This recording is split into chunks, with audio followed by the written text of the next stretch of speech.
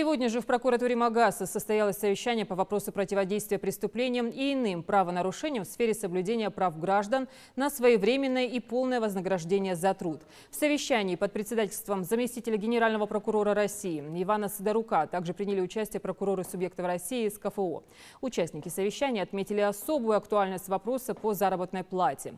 По итогам первого квартала 2017 года размер задолженности по зарплате в организациях СКФО достиг 150 миллионов рублей.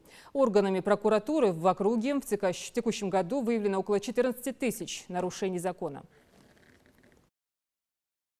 Анализ правоприменительной практики говорит о том, что основными причинами задолженности заработной платы является низкая эффективность и недобросовестность руководителей организаций различного уровня.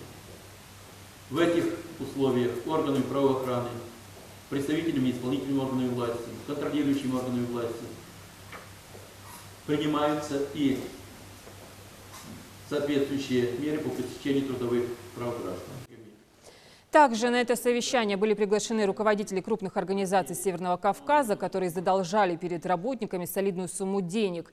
Им, заместителем генерального прокурора России, было объявлено предостережение под роспись, где они обязуются в течение недели закрыть вопрос по задолженности заработной платы.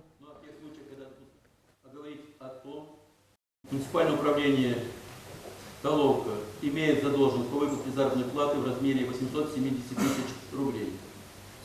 Я предостерегаю директора Алиева Шамустина Курбановича о недопустимости нарушения закона. Пожалуйста, разрешите.